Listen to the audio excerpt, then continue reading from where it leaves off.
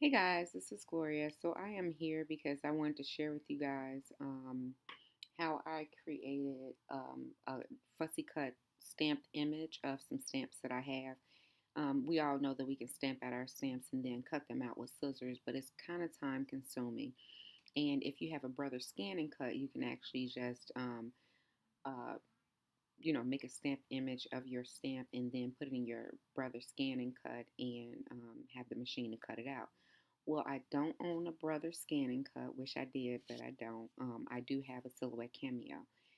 Cameo came out with some new um, equipment for their Silhouette Cameo, and it's not new, meaning like it just came out. It's been out probably about a year or a little bit over a year, maybe. It's called a Picscan mat, and what it is it's a mat that you actually, once you print or stamp out some images, you can actually put it on this mat, take a photo of it, and then upload it to your computer, and then allow the Silhouette program to actually cut it out. So I wanted to share that with you on today. After this video, I will be choosing the winner for the little winter snow house that I created on last week. So if you guys have a Silhouette Cameo, I really hope that this video is helpful to you. So what you're looking at now is just my mat, and right now it's registering as an 8.5 by 11 sheet of paper, which is what you want. Um, I'm not sure if you can do 12 by 12 on the mat. Looking at the mat, and I'll show you that in a minute, but looking at it, I can't really see that you should put larger larger paper on there. But anyway, so what you want to do is right up here in the I guess left hand corner of the screen, you'll click Open Pick. Um, let's see, what was it called again? Open Pick Scan Image. And once you click on that, what's going to happen is you're going to come up with this screen. And right over here it says Pick Scan. This is the mat. I think that you can buy a larger mat. I have the small, I guess 12 by 12 size mat. But maybe there's a larger mat. I'm not exactly sure. But anyway, what you would do is you would say Import from File, which is here. And then you would click here, Import Pick Scan Image from File. So I uploaded some things earlier today and I added them to my desktop. So let me just go there. And I used PicScan number 3 because that one to me was the clearest. Now, whenever you upload your image, you need to make sure that you get the entire pick screen mat in the picture. The surface underneath the picture has to be completely flat, and you should have pretty good lighting when you do it. Right over here, it says no calibration profile could be found to match the photograph being imported. In cases where no calibration profile is used, the cut line accuracy can be adversely affected. I haven't found this to be the case with my images because I have not calibrated my phone because that's what I use to take my pictures with, and it still worked pretty good. So anyway, I'm not going to worry with that. I'm just going to say continue without calibration. Once I do that, what it's going to do is going to start loading the image, and it takes a little bit of time to actually load up the image because the image is pretty large when you import it into your computer from your phone or whatever. So it takes a few minutes, and it's just going to keep saying loading image. So one thing that I did learn is that you don't want to put your images too close together, um, and you want to make sure that your images have lines that are not broken, where there's like open spaces. So if you happen to maybe stamp out your your image and you miss a spot, if you can go back and restamp it, that would be great. But if not, just use a fine line marker to actually draw in where you missed the line, and that just makes it easier for the program to actually pick up the correct cut lines. Now, one thing that I did not notice is if this could do an offset of the images that are on the mat. From what I saw earlier, what it did was it cut right up to the lines. And as you can see now, my image is loaded onto my mat. So these are my images right here, and this is everything that I stamped out. And you see how close right here this image is to this one. This is something that you don't want to happen, because what's going to happen is the program is actually going to draw the line right around here. So these two images will be connected. It was no big deal in this case because I can just cut it right there. But in cases where, it will affect the image, you don't want to make it too close to the image. So just make sure that your images are kind of spread out a little bit. I did notice that this one gave me problems, and I think it's because of the way it was sketched out. So I don't recommend real sketchy type of images like this, because for some reason it didn't just pick up just the outer side of this. It actually cut out this part and it cut some of this. So I just wouldn't recommend images that are kind of a sketch drawing. More of your images that are basic outlines, like solid lines, they work the best. So anyway, this is the image. So what you would do from here is you would go right up here to the open trace window. Once you click on that, you're going to select trace area. You're going to draw your boundary box around all of your images. And I just make it as tight as I possibly can, because you don't want it to kind of pick up other things that may have been on your mat or on your picture. So this is what that looks like. And so what I normally do is I turn up my high pass filter. And what I'm trying to do is get the sharpest lines I could possibly get on the outside. So I just turn it all the way up to 300. And you can also mess with the threshold. And when you're messing with the threshold, you just want to take it little by little, because you don't want to start picking up other things in the background that you don't want to pick up. But you just want to make sure that your lines are as solid as possible so that the machine can kind of read it. After you're satisfied with how solid your lines are, what you're going to do is you're going to click Trace Outer Edge. Once you click Trace Outer Edge, it's going to trace around your image, and it's going to show you where your cut lines will be. So in our case, everything that you see in red is where the machine is going to cut. And this is not good, because right now, if I move this off of here, what you'll see right here is that all of her dress pieces are going to cut out, and we don't want that to happen. So let me just put it back, and I'm going to go back and click undo. And it just tells me that I need to go up more on my threshold, and I need to make sure that I don't want that yellow in there, but maybe I have to go to my low pass filter as well. And I just need to make that as thick as possible. And actually that looks a little better. So for your low pass filter, you just want to make sure that your image is, that it's kind of picking up the outside lines really good. And see, I think that may work. It might be a little too much. I don't know. Maybe that may work. So let's just try that. Let's click Trace Outer Edge, and let's see where our lines are now. Now, I don't like that. Well, let me just look at this, because I thought maybe it was cutting out her dress, but I think that's a pretty good cut. So if I move this off to the side, you'll see that it actually, yeah, this actually did a really good trace scan of my images.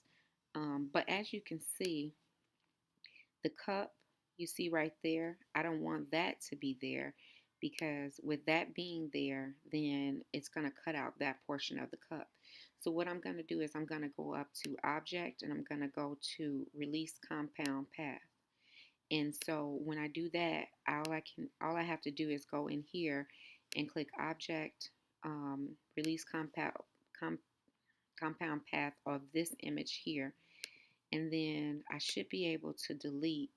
Oh, it's not working. Release Compound Path. I'm not sure why it's not working. And actually, I thought that it should have been an ungroup.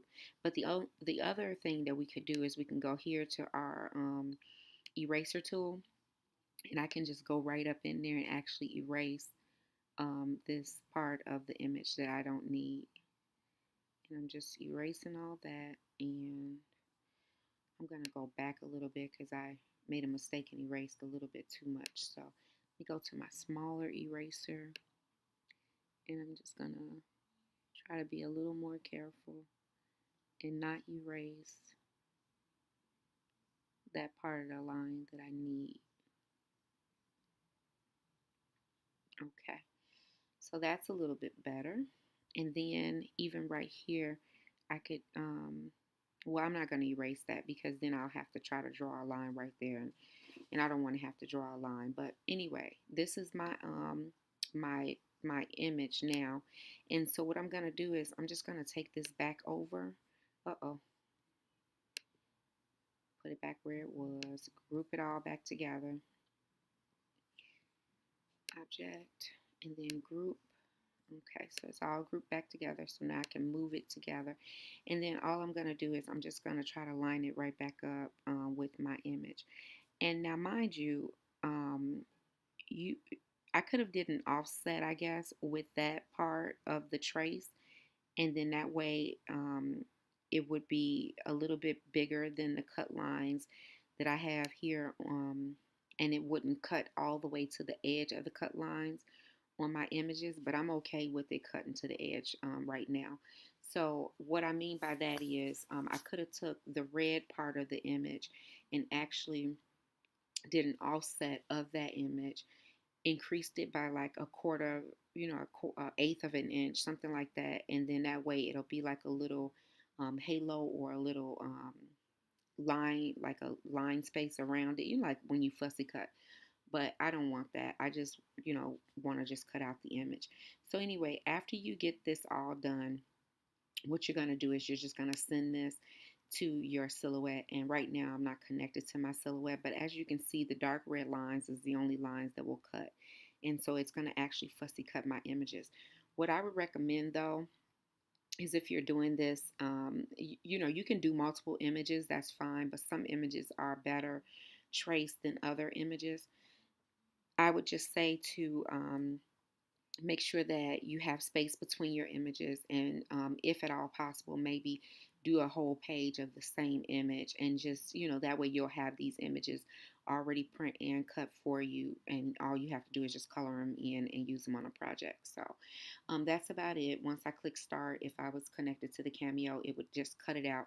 And you're actually cutting your images on the PicScan mat. You don't remove your images off the mat until after you cut them. That's very important. So once that happens, you cut out your images, and then that's it. And then I'll be right back to share with you guys what the images look like, and also pick the winner for my last collaboration. And I hope that you guys will come back on next week for another Cricut silhouette collaboration with Poetspice. All right, guys, take care. Talk to you soon. Bye. Hey guys, I'm back. So I wanted to just share with you what the PicScan mat looks like. I think that you may only be able to use this with the Cameo only because it is a 12 by 12 sheet, and I don't think or matte, but I don't think that the portrait accepts a 12 by 12 matte, so I think that's the only downfall. But this is the matte, and I can't remember exactly how much this cost. I know it was less than $20, and it was probably less than $15 for this matte. But it's a sticky matte, just like the regular one that you would run through your machine. You lay your paper down, and this is just a copy of the stamped images that I did earlier, and you just put them on the mat, and then you let the machine just fussy cut it out, and easy peasy. And this is how some of the images came out that I fussy cut. So that is that one, and as you can see, it went right up to the lines, and this is just regular copy paper. So that is one of them. Here's another one of them here. Really cute. I love these images, and I think I got these stamps last year, except for this one. This is the Rudolph stamp that I just got from Michael's this year. But and also, guys, try to use some very crisp ink. I used Versamark or Versafine Onyx Black ink. for these images, and that just allows for the machine to pick up those lines a little easier. But this is another one of the little girls here. There we go. So yeah, those are the cuts that I did, and you know, it beats fussy cutting out your images. So if you know that you're going to sit down and color some images up, just stamp them out on your sheet first. Do the scan, you know, take your picture, upload it to your computer, to your program, and allow the machine to go ahead and cut it out. So that is about it for that. I will be right back to share with you guys the winner to my last week silhouette collaboration video of the little house that I created. Very similar to this. As I told you before, it won't be these papers, but it will be shabby chic papers from this paper stack, and you'll get everything to create this house with. So stay tuned for that, and then also stay tuned for next week, where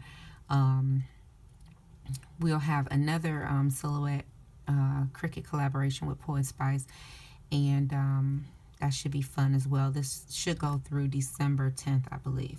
All right, guys, so stay tuned for the winner. I'll be right back. Okay, guys, I am back to pick the winner for my silhouette Cricut collaboration with Poetspice video from last week. As you remember, I made this little house using my silhouette cameo, and this is the video here. So what I'm going to do is I'm just going to take the URL from this video, Command copy, and I'm going to go to random comment picker here, and I'm just going to enter the URL right here, Command V, and that is my video there. And all I have to do is click load comments, and once I click load comments, it's going to actually load all the comments from that video. And as you can see, here's the video right here, and it tells me that I have a total comment of 102. Now that is me also commenting back to some of you. So what I'm going to do is I'm going to click randomly pick winner, and what that's going to do is it's going to give me the comment of someone that made a comment actually on the video. If it doesn't say enter me, then we'll do it again until we get one that says enter me. And then if you guys don't mind, just get back to me and let me know that you saw this video, if you are the winner, and you'll have to email me or PM me your address, and I'll get this out to you ASAP. So I'm just going to click randomly pick winner, and good luck to everybody. And it sounds like starting over is the winner. Starting over, it's right here. The winner is starting over, and she said, so cute, please enter me, thanks for sharing. So starting over, you are my winner. So please contact me here on YouTube. Just send me a private message, let me know that you saw this video, and also send me your mailing address, and I will get your house out to you, or your cuts for your house out to you as soon as you send me your address. All right, guys, thank you so much for playing along. Thank you so much for following me on this collaboration. As I said before, I will be back next week for another Cricut silhouette collaboration with Poetspice. All right, guys, take care. Bye.